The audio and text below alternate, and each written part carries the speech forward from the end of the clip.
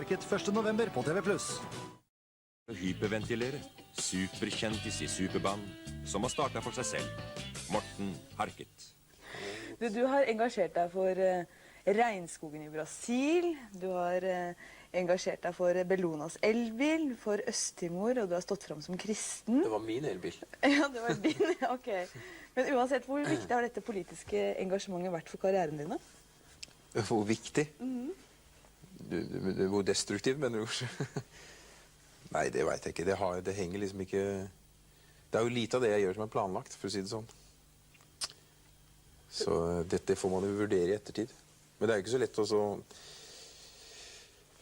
å skrive om historien, liksom, og uansett hva det er du tar tak i. Og så, man kan jo leke selvfølgelig med forskjellige modeller for å se hva som kunne ha skjedd. Det er sånn. Men sånn er det ikke?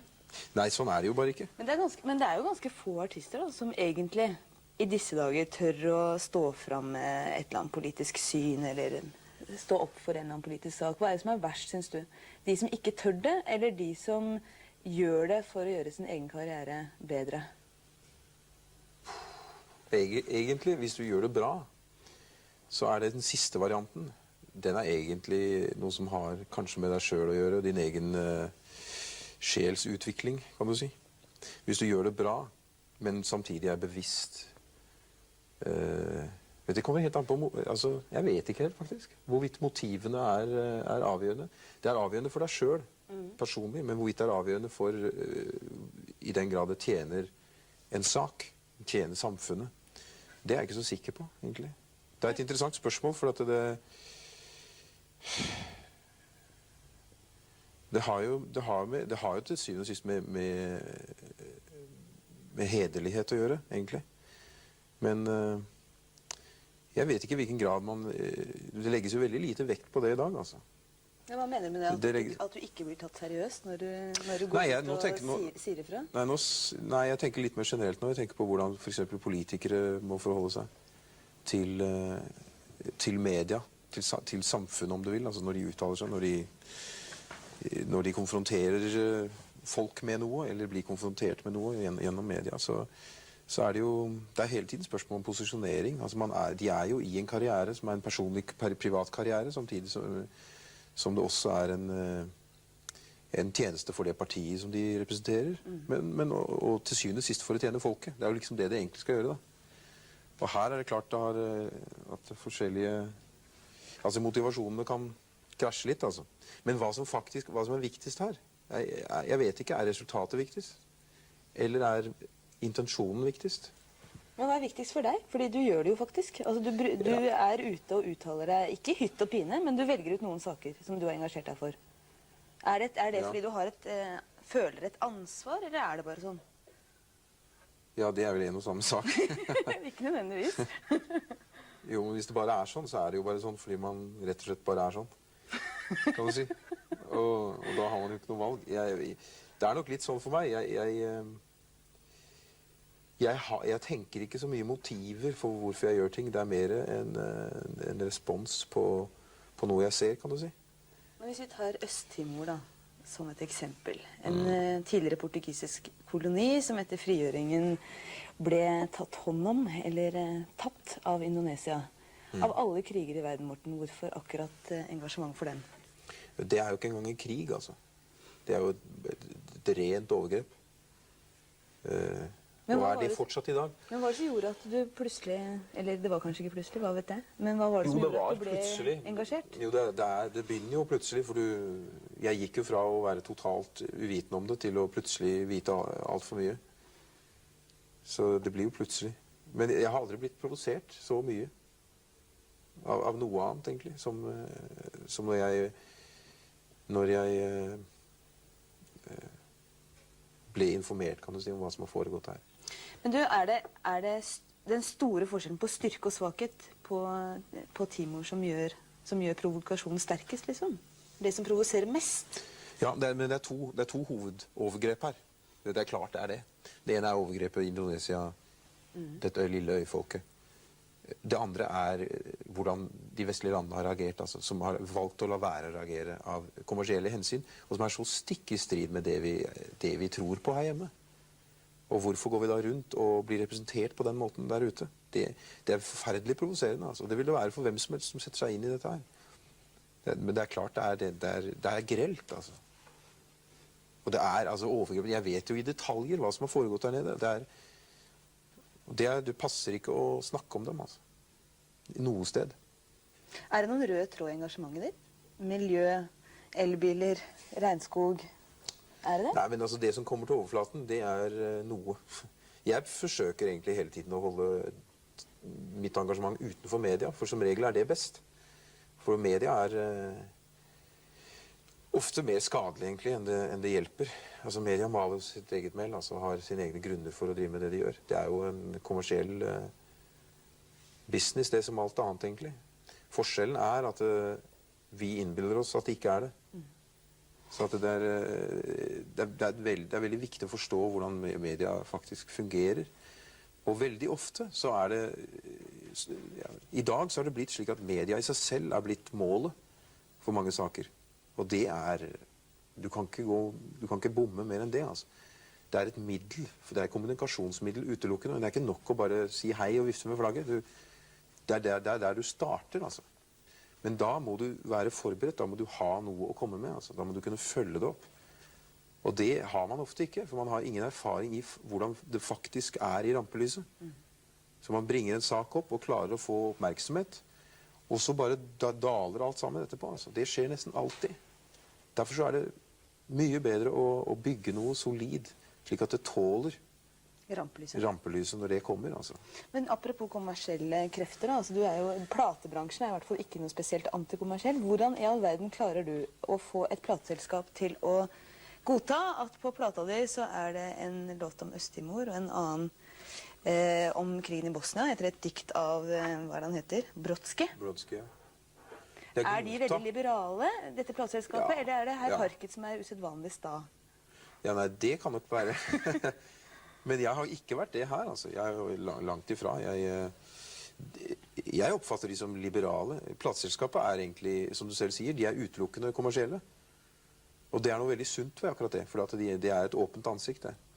Det det de Og det derfra de kommer når de sitter ved forhandlingsbordet og snakker om saker og ting. Altså. Så det kan man forholde seg til. Det veldig stor forskjell på det kommersielle ved platebransjen og det kommersielle ved media. Det to veldig forskjellige dyr, altså. Det ene et hodeløst monster, og det andre har et ansikt. Som man kan forholde seg til? Ja. Absolutt, som lett å forholde seg til. Men det god butikk å lage plater om Øst-Timor? Og... Det kan det også være. Altså men det handler om kommunikasjon. Det det egentlig dreier seg om. Hvis du kommuniserer noe en masse, så blir det også butikk. Det sånn sett om du vil, en bivirkning altså, av det at du klarer å nå ut. Du kommuniserer. Så, ikke sant? Hvis du har, og det greit. Hvis det brød du selger faktisk sunt og bra for deg, så det greit at det selger til masse folk. Men tilbake til litt lite blikk på denne Brodsky-diktet. Ja. Bosnia Tune, eller Brodsky Tune, den heter plata di, det ikke? Ja. En sang om likegyldighet på et vis. Ja, det handler om. Det ikke det? Det jo ikke om Bosnia, egentlig. Det om Vesten. Det bare Bosnia som på en måte, om du vil, teater der hvor det foregår, altså.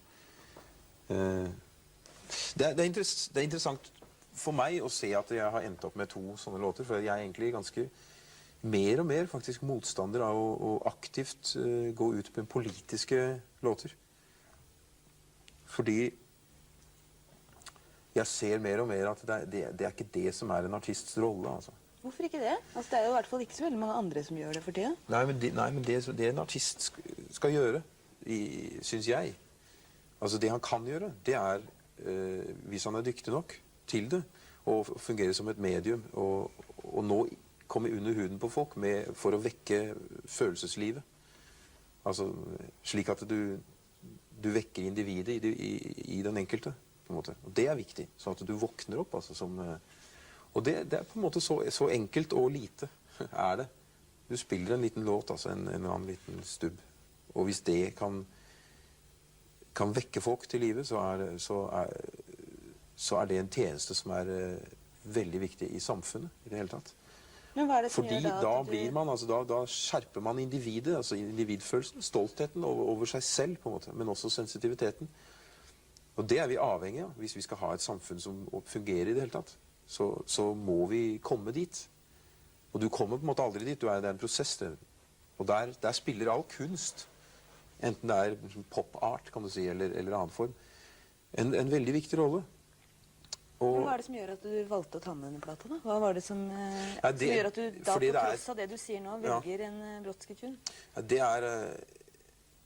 Nå er det faktum at han skriver om Bosnia om du vil, i dette diktet, eller om du vil som eksempel, så blir det jo veldig sånn høyaktuelt politisk.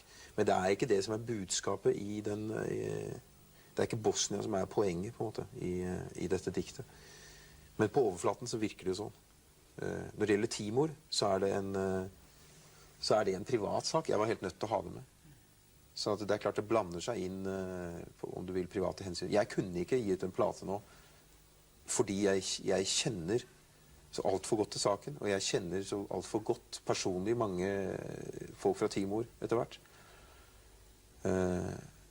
Og jeg følte at Timor-saken, igjen så er ikke dette en kampsang. Det er mer en sang som på en måte kanoniserer kanskje denne sagaen om Timor, altså.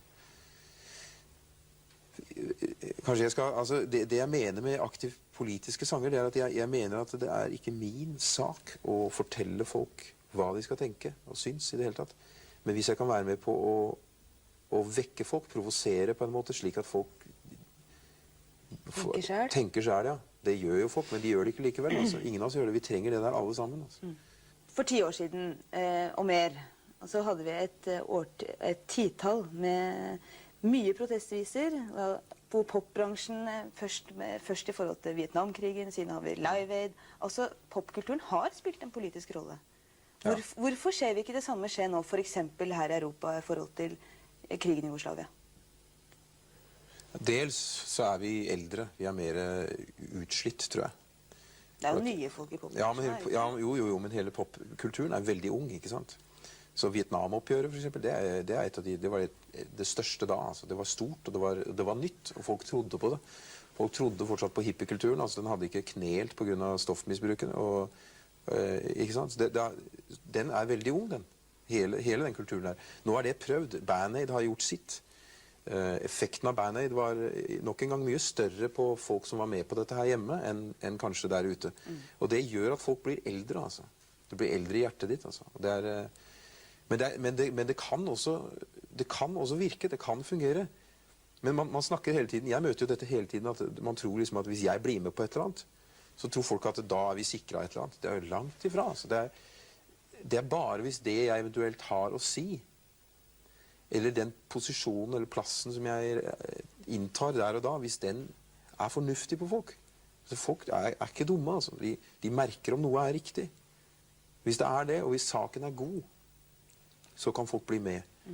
Men å bare bruke trynet mitt på et eller annet, det betyr ingenting, altså. Virkelig ingenting. Det er bare satt i rett sammenheng at det kan være en liten bonuseffekt for oppmerksomhet til noe som faktisk er relevant. Altså. Da kan det fungere. Det vil kunne gjøre også internasjonalt. Jeg har nettopp blitt spurt nå av MTV om å stille opp i studio på 20-årsdagen for invasjonen av Øst-Timor, sammen med Bono og Michael Hutchence i NXS, for begge de har også drevet på en del nå. Og det vet MTV, da, så de ønsker å samle inn det. Det er en del av det som skjer der. Det blir et såkalt anniversary, altså. Og det har vært jobbet ganske aktivt for å prøve å få til en betydelig demonstrasjon. Men når du sier at bransjen er trett i hjertet, eller gammel i hjertet, eller hva du sa, og samtidig sier at vi lever i en tid som er likegyldig, ellers hadde du vel ikke tatt med dette diktet av Brodsky? Er det ikke også en fare for at bransjen er likegyldig, og at de enkelte individene, altså artistene, egentlig er litt likegyldige til det som skjer?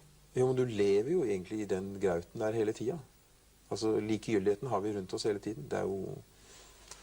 Det var Elie Wiesel som sa det, at Vi går rundt og tror for eksempel at kjærlighet og hat er to motsetninger. Altså. Det er jo, der sier han noe som er veldig viktig, helt sentralt. Det motsatte av kjærlighet er ikke hat, det er likegyldighet. Det er der det onde får lov å begynne å spire. Altså. Og du merker aldri når det er der, hvis ikke du er veldig våken. Så det er helt sentralt. Altså. Det er det handler om, og det er klart, den har du rundt deg hele tiden. Så, og resignerer man for det, så koster det, altså.